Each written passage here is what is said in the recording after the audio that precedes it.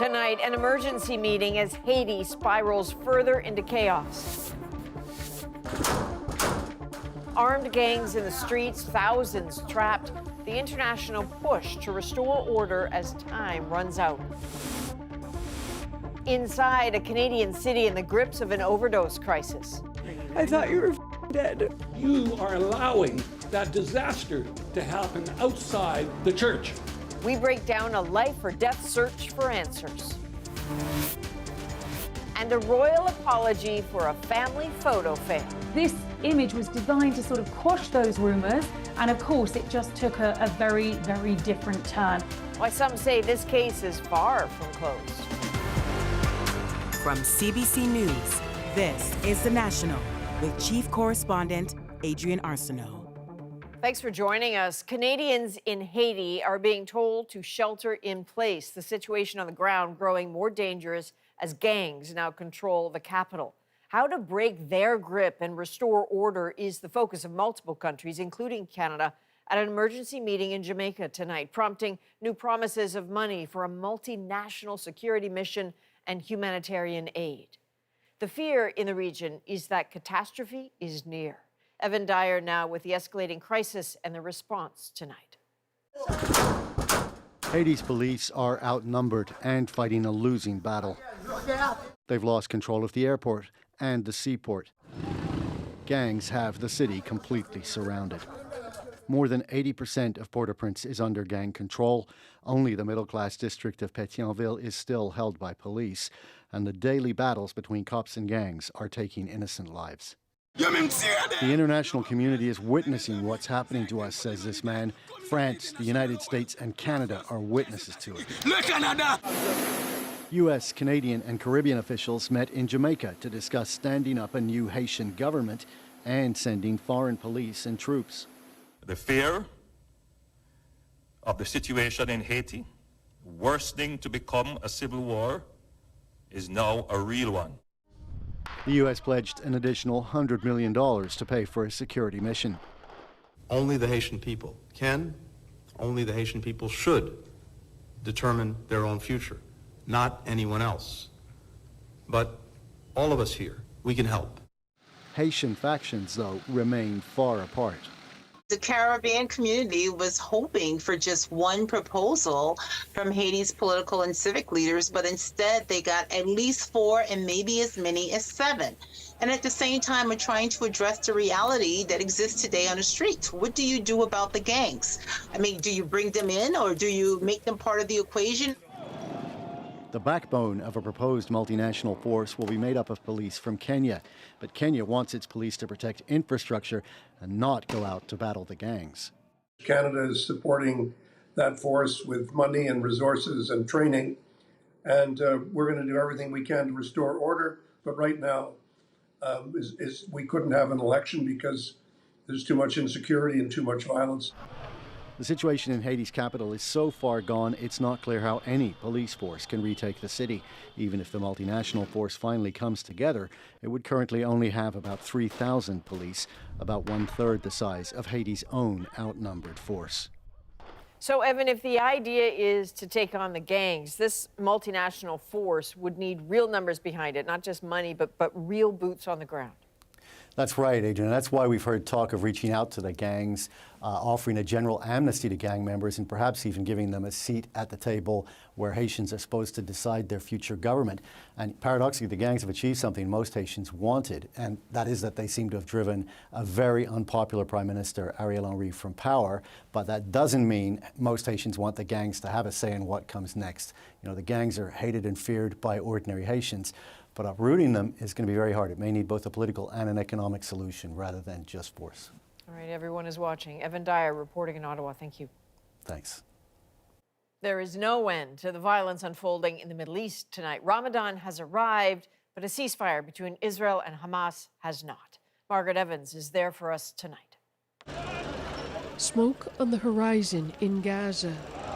There was no silencing of the guns as the first day of the Muslim holy month of Ramadan arrived. In Rafah, an airstrike hit this house and its residents just before the dawn prayer, says Abdul Latif Barakat, pointing to belongings hanging in the trees. In one of the city's crowded tent camps, ribbons were hung to greet Ramadan, but the holy fasting month throws the hunger spreading across Gaza into sharp relief. In the past, I would prepare the table to eat at sunset, says Halil Abu Zieda, but today there's no food. The UN Secretary General urged warring parties to respect the spirit of Ramadan and embrace peace. For months, leaders have appealed for an immediate humanitarian ceasefire and the immediate release of all hostages. But the most compelling calls have come from the families of the victims of this war. On both sides, he says. But many of the Israeli hostages' families say the UN isn't doing enough to pressure Hamas or to condemn the militant group's use of sexual violence on October 7th. Yarden Gonen was part of a delegation flying to New York on Monday to lobby the UN Security Council. Her sister Romy is still thought to be held in Gaza. A rally in Tel Aviv over the weekend highlighted her case and 18 other female captives.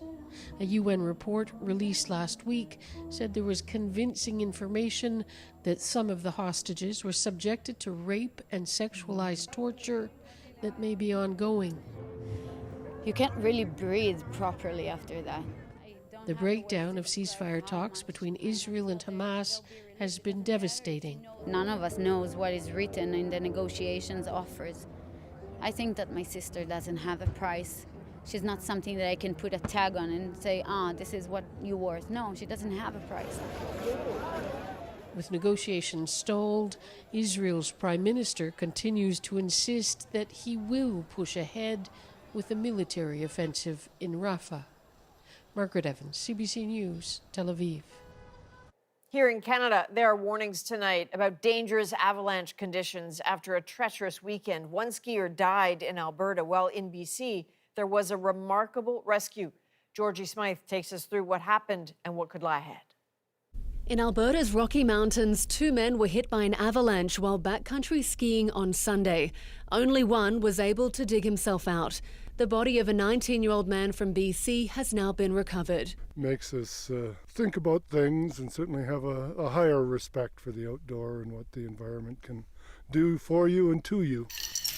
On the same day, rescuer Jim Laurie expected the worst when a distress call came in from a man looking for his wife after an avalanche in the North Shore Mountains. Any avalanche call is quite serious. We fully expected by the time we got there that it was going to be a totally different outcome and we'd be looking for a body. The pair was snowshoeing when a slope gave way. The man eventually spotted the tip of his wife's snowshoe. When the husband dug his wife out, she was initially unconscious and quite blue because she wasn't getting enough oxygen, but she was breathing, fortunately, and a long time had passed. It had been easily probably 20 minutes, possibly more, that she was buried in the snow. It is a total miracle that she is alive. When rescuers arrived, they first warmed the woman up and then brought her down the mountain. She's recovering at home. In BC's mountains, the risk of avalanches is high, especially on the coast. It's largely been driven by large amounts of snowfall. Most areas had over 1 meter of snow on the weekend, causing dangerous conditions, and we're expecting another big snowfall on Monday night. He says people should stay out of the backcountry until conditions improve. All that snow comes after months of hardly any, so the temptation to get in the mountains is high in spite of the dangers. Georgie Smythe, CBC News, Vancouver. There is still a lot of intrigue tonight about a certain photo of the Princess of Wales, even after she apologized and admitted to altering it herself. This was the photo released over the weekend, one of the first glimpses of Catherine in months. But look a little closer. You'll see part of a sleeve is missing, a zipper slightly off, and Catherine's hand blurry. So those are just a few of the anomalies that eventually led to the photo being retracted. Chris Brown now with the image that backfired and why the controversy isn't going away. On a day to celebrate the Commonwealth, the theme of the event was resilience of the 75-year-old institution and, it would seem, of Britain's royal family. With King Charles out undergoing cancer treatment, Queen Camilla led the royal delegation to Westminster Abbey. But it was the also absent and recuperating Catherine, Princess of Wales, and her Mother's Day photo that upstaged the main event.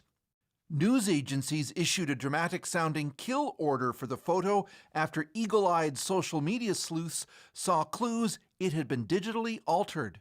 Among them was that the sleeve of Princess Charlotte's arm had partially disappeared, and a zipper on Catherine's sweater was misaligned.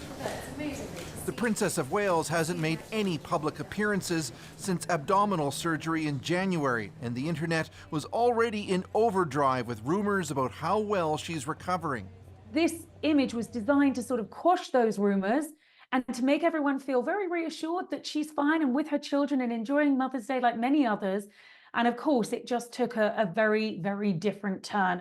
The mystery of who altered the photo and why was answered by Catherine herself, tweeting, "I do occasionally experiment with editing. I wanted to express my apologies for any confusion." Down with the crowd! Whether that put the issue to rest appeared to depend on what you thought about the monarchy in the first place. They say they want to be part of public and of being open and honest, but they're not open and honest. We're picking holes in everything, aren't they? You know, we can't just get on with life.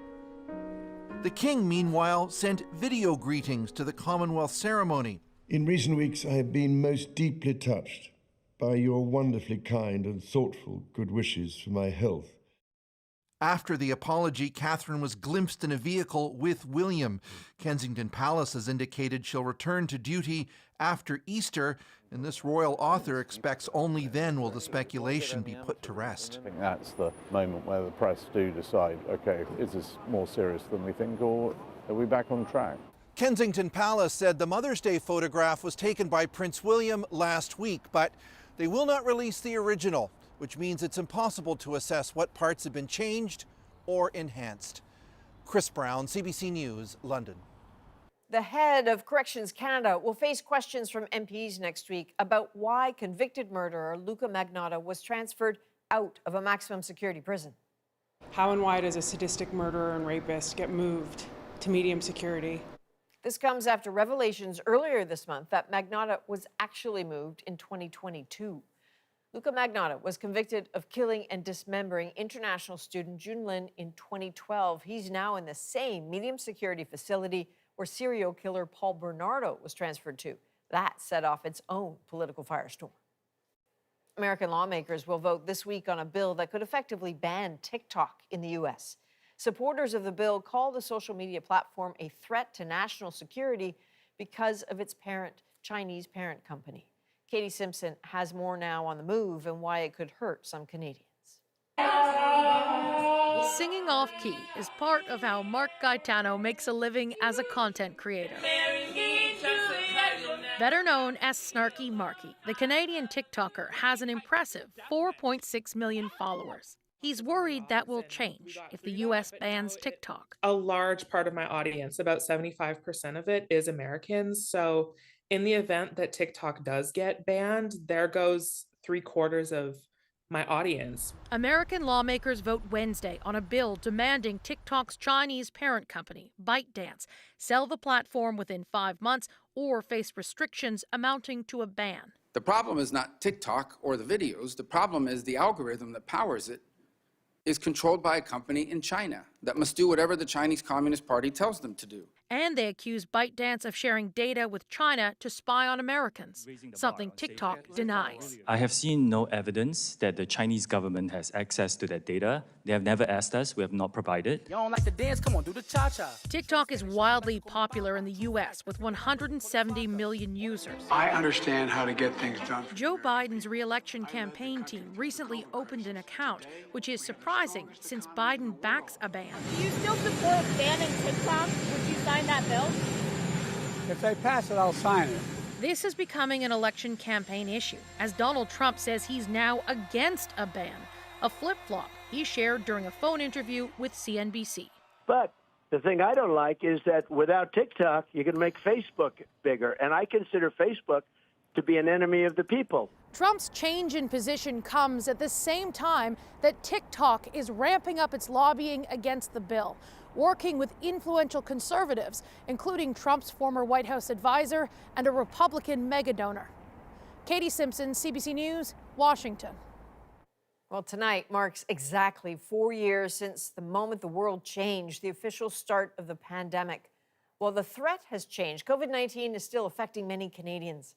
Lauren Pelly looks at where things stand and why vaccine uptake remains critical. COVID-19 can be characterized as a pandemic. 4 years after that declaration from the World Health Organization, COVID is still on many Canadians' minds. It doesn't feel like it was 4 years ago, but I mean, I'm happy that we are where we are. I think that was a very powerful impact on people's life. I just don't want to get sick. I got races to run, so just can't get sick. Researchers say staying up to date on COVID vaccines remains one of the best ways to protect yourself. And a new American study suggests more frequent vaccination for high-risk populations like older adults and anyone immunocompromised could help reduce the burden of severe illness. It becomes less about the number of doses you've gotten and more about the time since your last vaccine dose or infection. The study's co-author says protection wanes over time, leaving higher-risk groups more vulnerable. If you just look at the data on severe disease and who's being hospitalized and dying right now, it's almost the same pattern that's been present the entire pandemic. And I think that's quite striking. Canada's overall COVID death rates have dropped dramatically since 2020. But older age groups are still bearing the brunt, with 9 in 10 total deaths among those aged 60 and up. I think we'll see new guidance. This Canadian immunologist expects a spring vaccine push here for higher risk groups, since COVID is still circulating year-round, at least for now. I suspect we'll get to a place where it's more seasonal than it has been. Scientists do remain hopeful that COVID will become less of a threat over time, but for now, it's still sending some Canadians to hospital and leaving others with lasting health impacts. Official guidance from Canada's national vaccine advisors, high-risk Canadians can get another spring dose. Lauren Pelly, CBC News, Toronto. Calgary's former mayor, Naheed Nenshi, is now running to lead Alberta's NDP. He told CBC News Network's Power and Politics why he's entering the race. I realize that the current government that we've got, no surprise to folks who have seen me on this show, is taking us down the wrong path. I've said that they're not only incompetent, but they're immoral and they're dangerous. Nenshi joins 5 other candidates to replace outgoing NDP leader Rachel Notley. He served 3 terms as mayor of Calgary up until 2021. The new leader will be announced June 22nd. Well, new research is showing a rising number of Mounties are struggling with mental health issues. I have had to help assist with suicidal employees. We're humans first. The risks this poses to officers and the urgent call for more services. Next. Plus, on the front lines of a drug crisis with few answers. Where do they go for help and how do they get it? And Ontario City struggles to find a solution. And later, a rare beauty caught on camera. Over the years, I've seen hundreds of thousands of ravens. I have not seen a white raven like that. The mythical creature soars in our moment. We're back in 2.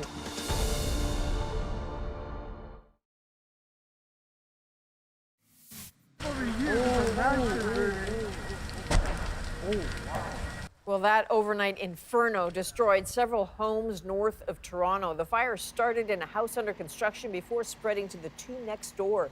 Everyone inside those homes made it out safely. Police say the damage is estimated at more than $12 million. There is growing concern tonight about the mental health of Canada's Mounties.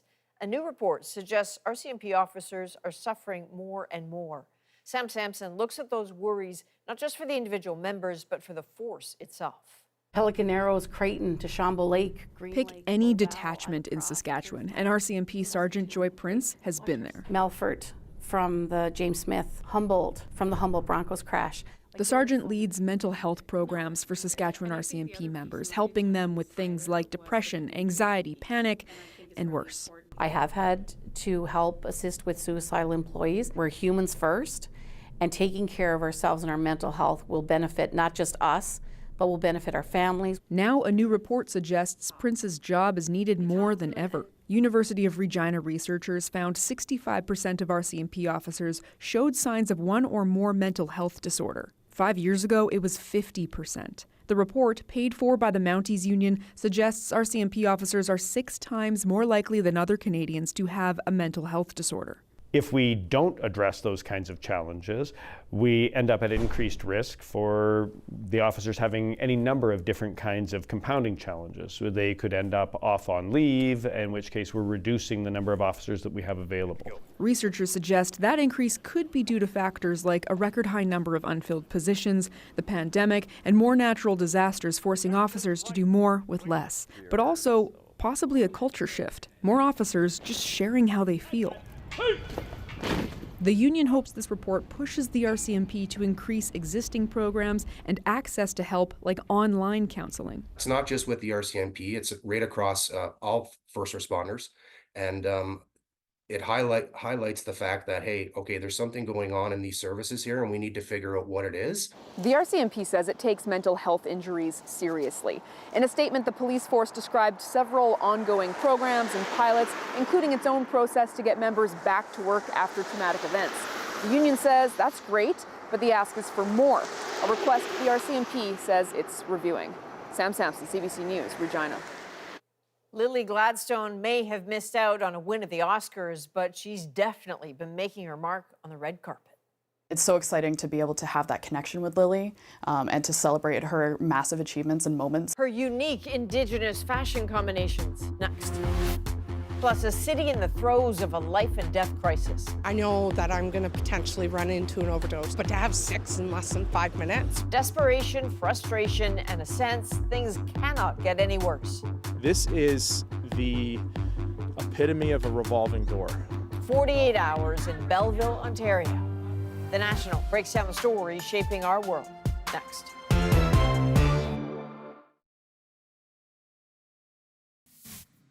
If I didn't have my violin from school, I don't know what I would do. The Last Repair Shop took home the Oscar for Best Short Documentary last night. A big win for Nova Scotia's Ben Proudfoot, who co-directed the film. It's about the volunteers who fix school-issued musical instruments in LA for students like Portia, who join the filmmakers on stage. Portia is what it's all about, right? It's what all these repair people in the film do their work for. It's why we made the film, is so that young people like Portia can have equal access to musical education. This marks Proudfoot's second Oscar win. The 33-year-old won the same award in 2022 for the short doc, The Queen of Basketball. Another big winner, Emma Stone, took home Best Actress, beating out Lily Gladstone. But the Indigenous actor has already made history this award season. And as Magda Gabrisalasa shows us, she did so while sharing the spotlight. Lily, can we have you on this way? Lily Gladstone's red carpet looks stunned and inspired, putting Indigenous designers on the same stage as some of the world's best-known luxury brands. I am wearing Joe Big Mountain with Gucci. The Killers of the Flower Moon Star has made awards season history. The Siksagate Setapi and Namipu actor is the first Indigenous performer to win the Golden Globe for Best Actress in a Drama, and the first to earn the SAG Award for an outstanding performance by a female actor in a leading role. Along the way, in magazines and on the red carpet, she's been wearing Indigenous designs, bringing the bling in beaded jewelry and striking a pose in standout looks. Among those that made the cut to dress the star is Anishinaabe designer Leslie Hampton. Hampton, who is based in Toronto, designed this look worn by Gladstone in Variety magazine. So this is what we sent. And this dress as an option for the star to consider for the Oscars. It's so exciting to be able to have that connection with Lily and to celebrate her massive achievements and moments that are happening right now, not only for her, but for Indigenous people. And it's an exciting time for the many Indigenous designers tapping into new or traditional methods. You'll see that with like quill work and beadwork and ribbon skirts. Sage Paul says what's happening in fashion right now is monumental. To see Indigenous made garments and fashion and accessories on the red carpets, on the runways, even Indigenous models, it's inspiring. We can see younger generations seeing themselves represented in those spaces. They too could one day make their own mark on future award seasons to come. Magda Gebre-Selassie, CBC News, Toronto.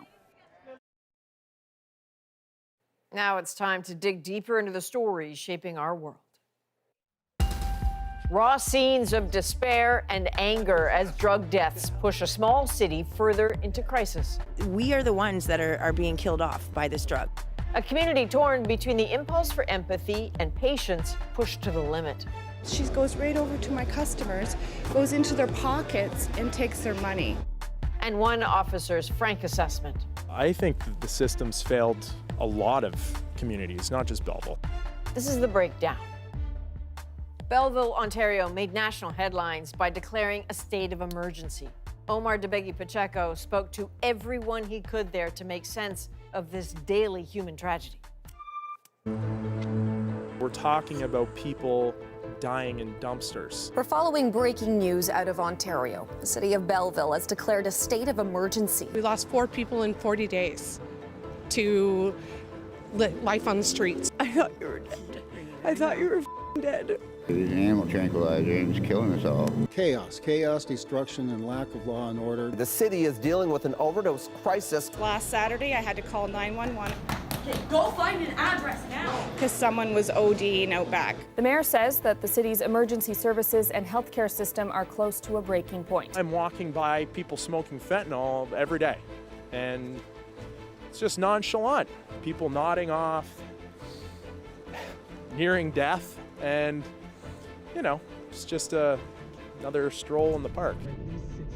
How did a small town in Ontario make national headlines? My producer Ryan and I, we wanted to know, and so we drove to Belleville to meet up with the people witnessing it firsthand. Like in November, it was very much a similar situation with a lot more people going down than there ever was now.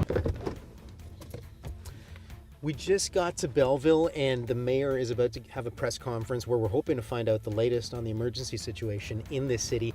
Police say they've intercepted some drugs. The majority of those drugs were coming from the GTA. Belleville's mayor wants to open a new center, but we need a lot more money. He wants residents to help pay for it, and that's adding to their frustrations. It's aimed at the people running the center. I interviewed 90 people up and down the street. 89 of them were so frustrated and angry because you are allowing that disaster to happen outside the church, okay? How can we keep our businesses running?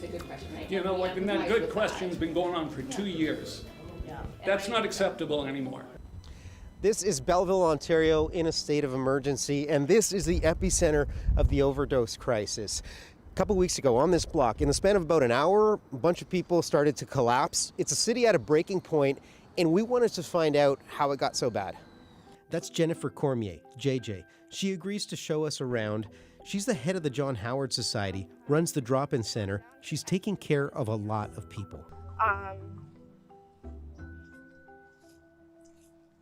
You okay? Take a couple deep breaths for me, okay? Okay. Wayne, his lips were blue earlier, okay? So when the drop-in initially was opened, it was for 15 individuals who needed to be off the street because of the provincial rules, and that's grown now to 200. So we see about an average of 108 to 115 unique individuals every day. The city says the solution is moving all of this across town to Alhambra Square, run services 24 hours a day, and boost JJ's staffing. But that plan is still about a year away, and some residents, they want this, all of it, gone. If we were to close up the drop-in today and say we're going to wait until One Alhambra is open, 8 months to a year down the road from what the mayor was saying. Right, 8 months to a year, these individuals are going to end up in people's backyards. We get the sense that there's nowhere else to go. I've been homeless for 6 years, and before these guys opened, we had nothing. Nowhere to go, and get banned from everywhere, and once it's open, it's just like home. Like, during the day, it keeps us warm and safe. Last couple of weeks have been a wake-up call. People tell us the violence, it's gotten worse. They've had to hire security guards. I'm prepared for my job. I know that I'm going to potentially run into an overdose or two, but to have 6 in less than 5 minutes was frightening, and they weren't responsive, and it was really overwhelming. We keep hearing the drugs are changing. Animal tranquilizers, benzodiazepines. They're not the drugs that people were used to. People are just seeing it because it's here on the streets, but you've been living it for much longer. How do you understand what's happening right now? This started 4 years ago. This didn't start recently for any of us. This has backfired and bit every single one of us. Everybody we love and know is dead. Not everybody is a statistic. We are not pieces of garbage. We are a part of the community. It is us that we are the ones that are being killed off by this drug. A month and a half ago, I overdosed. And between the staff here and a couple of the family big brothers here, the CPR that they had to do was extensive because of the trank. It absolutely put me out to the point that they didn't know what to do. So in order to save me, it not only took 2 different Narcan injections and a nasal, it's extensive CPR. Her lips were purple, her cheeks were purple, her nose was purple. I flipped her over, and I thought you were dead. I thought you were dead. I know. And it takes longer to bring them back because Oh, it it's a does. different drug. So she died like 3 times. Everyone we talked to here told us they need a safe place to call home. But they also tell us if they can't kick fentanyl first, they're not going to be able to keep their place. You're talking about the cost of housing is just out of this world. And then you're talking about all those other systems that have broken down and there's no resources. So where do they go for help and how do they get it? We're family. We're family here. You know, hardest part for me every day is shutting that door. So if this is your family and your family's on the streets, when you do get housing, how difficult is it to move on? Because in a sense, it's like, from what you've been telling me... I'm leaving them here to die. Housing. It's supposed to be the solution, but for the people who live on the streets, they see that as an impossible choice between shelter and the family that they've come to know on the streets. But for the people who live and work downtown, they say it's a situation that just can't go on. Okay, so this is our bistro. Okay. We've been here for 16 years. Remember the residents who were angry with JJ and the state of Bridge Street? We wanted to understand where that frustration was coming from. Part of our challenges are we have just like a little community tip pot. People will come in, they will steal the money. A particular individual that I have on video, she's been in here 5 times. She goes right over to my customers, goes into their pockets and takes their money. And we don't have the budget to hire extra people to stop that. Last Saturday, I had to call 911 at 5:30 because someone was ODing out back. And, you know, I have compassion for that, but it's very challenging when you're trying to run a business. Over to the right here used to be our stairs. We had a man and a wife living there, and they were there for 2 weeks. They just literally wouldn't leave because I had started giving them food. There's no one in this community that doesn't want to help, but it's at a level that it's so difficult and we are enabling it. We met a lot of other people downtown. They wanted us to know what's been happening outside their doors. And then they showed us this. Go find an address now. No, I've already called somebody. I'm on the phone with them now.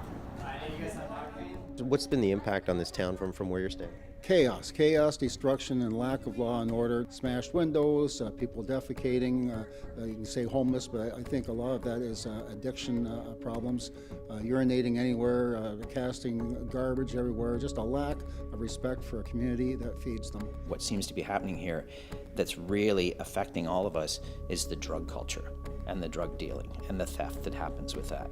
I personally feel that the one program that we have up the street is kind of broken because it's really overflowing down into the businesses and it's really affecting their livelihood. My worry is that if it doesn't change for the better, people are really going to burn out and our community will suffer. Okay, but let's take a step back here for a second, because to be clear, this issue is really concentrated on a few blocks of downtown. In a small city of about 50,000 people, That can feel like a lot, but not everyone is at the end of their rope, and people went out of their way to tell us that.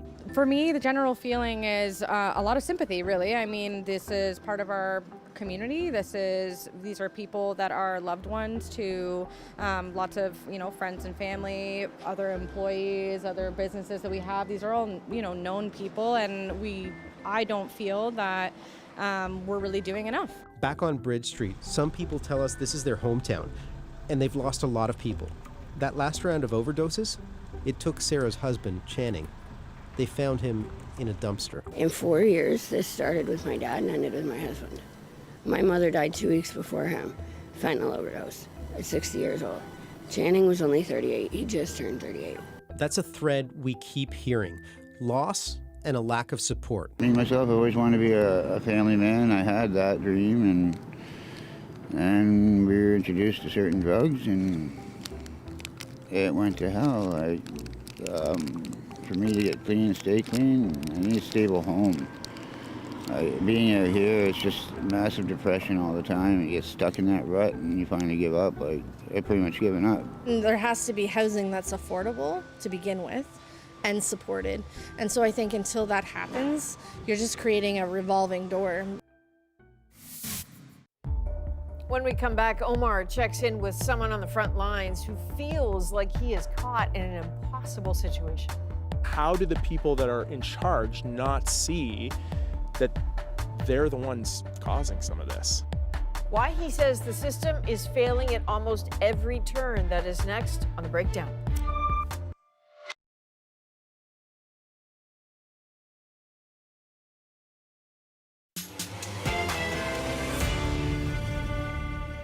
We've shown you how a drug crisis brought open suffering to Belleville, Ontario. Everybody we love and know is dead. Now an officer gives his candid first-hand description of a system just set up to fail. Because right now, that type of a person cannot look after themselves, and they are being left on the street. Here's Omar Debegi Pacheco with the conclusion of his 48 hours in Belleville and an assessment of the proposals to fix this. This is the epitome of a revolving door. I talk to people about the bail system, and they go, well, what do you mean they let hardcore drug dealers out that have guns on them? Constable Aaron Crawford, we've been wanting to talk to him since we got here, and just before we need to head back, he gets the green light to go on camera. How do you describe what's happening here right now in Belleville? I would say that this is the crux of poor policy and poor decision all come to a head all at the same time. You have a legal system that's incredibly soft on crime and on criminals. You have a mental health system that's, quite frankly, failing tax-paying and non-tax-paying citizens here in Ontario. And things are kind of at their breaking point. This is the result. You have people that are unmedicated, unwell, and they're medicating themselves with drugs on the street. Fentanyl, they're using fentanyl because they don't want to feel anymore.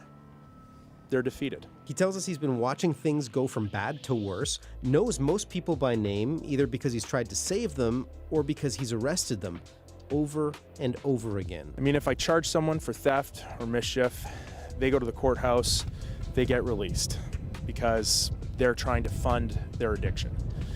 If I take them to the hospital, they don't get held because they're in a drug-induced psychosis. It just seems that there's just nowhere for these people to go. We ask him about those concerns that the residents brought up, about the thefts, the break-ins, the vandalism. It's either I bring them to court, get them charged or charge them, and they're not held accountable for the criminal act that they're doing. And again, I think it's because of out of reasons of compassion. But then they're also not being institutionalized. I could introduce you to a couple people probably at 60 Bridge who would ramble on and make no sense, would not be able to have a full-fledged conversation like you or I are having right now. And that's because of their mental health issues. And for me not to be able to bring someone to a place that can actually look after that person. Because right now, that type of a person cannot look after themselves, and they are being left on the street. That is frustrating. Picking up the same people for the same crimes day after day. He says he tries to get them help instead of laying charges, but there is no help anywhere. So after a few arrests, eventually it comes to a head where we're charging people for the crimes that they're committing, smashing windows, thefts, all the things that probably you're hearing are affecting the downtown area. And we're sending them to the courts, and the courts are essentially saying this person may be doing these things because they're in the midst of a mental health crisis. And that would bring us to our bail system. So our bail system, people are getting released left, right, and center for the same crimes over and over and over again. Has the system failed you, your city? I think that the system's failed a lot of communities, not just Belleville. Just look at the last 2 weeks. I mean, we're talking about people dying in dumpsters. We're talking about people that are dying on the front of a sidewalk that they've been released to. I just shake my head at people who, I just shake my head and kind of go, why, how do the people that are in charge not see that they're the ones causing some of this? So we head back to Bridge Street, right behind the church. We're starting to see this building in a whole new light. Everyone's concerned. No one's got an answer. My hope is that we, as a community, can collectively come together and say, okay, what can we do that works for everyone? And, you know, I understand, I'm a mother, I have a child. I understand that mindset of not necessarily wanting your child to see this. But the harsh reality is this is real. It's real. These people are real. And this isn't just a Belleville issue. This is countrywide. We are seeing it everywhere, the states, everywhere. And, you know, so there's more to it than just a church. Before we leave town, we have to see the site of this new center. And this is it. Underfunded and a long ways away from being of any help. It's been the end of a full 2 days here in Belleville, and we've spoken to everyone who would speak to us. Everyone's got a different idea of what a solution looks like, but like this one, they're all long-term. The one thing that everyone seems to agree on is that the systems that were supposed to be in place to prevent this from happening, they failed, and it's the people who live here who are paying the price. This is really interesting. Police in Canada, by the way, rarely speak quite that candidly on camera as that officer did. Omar tells us a constable in his story wanted to speak out so badly that he texted his chief directly for permission, something he has never done, asking to share with the public what he sees on a daily basis. The chief, who's retiring in June, told him to go ahead. It matters, and people need to hear this. Coming up, a white raven that's got Alaskans stopping in their tracks. Over the years, I've seen hundreds of thousands of ravens. I have not seen a white raven like that. A rare creature in our moment.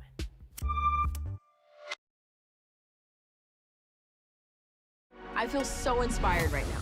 Nationals, here we come. You set me up. I have to do whatever it takes to save my team. How could you do this? There will always be downs. Can you get up? She looked at me like she hated me. You don't learn K-pop, you become it. Join me for Commotion, available now on CBC Listen or wherever you get your podcasts. Clearly, that bird is just waiting for its picture to be taken. That is a white raven spotted in Anchorage, Alaska. With its white feathers, its piercing blue eyes, it certainly stands out from the flock. Tonight, this beauty is our moment. It's a really impressive and really rare bird. What I saw in the video was a gorgeous all-white raven flying down a street in Anchorage. Over the years, I've seen hundreds of thousands of ravens. I have not seen a white raven like that. I think it's not an albino on a technicality. It has blue eyes. How special is a black bird that comes in white? That's incredibly striking. And then to add aqua blue eyes, I think that's incredibly cool and incredibly beautiful. And the incidence of plumage abnormalities like leucism is about 1 in 30,000 birds. It's become very famous, and my understanding now is that people are traveling from across Canada and the United States to see a white raven. So it doesn't really matter if it's a true albino. For people, this is a very special bird. Ravens are known as tricksters. They play a special part in Indigenous culture, and this is just perhaps another example of a raven pulling one over on us. What a great picture that was, by the way. So white ravens, you know, it's not so easy for them. They don't have the same camouflage as some of the other birds. They certainly stand out to predators. But the fact that this one has been around for a few months suggests its survival skills are pretty good. For all of us here at The National, thanks for being with us. You can watch anywhere, anytime on the free CBC News app and subscribe to The National's YouTube channel. I'm Adrienne Arsenault. Take care.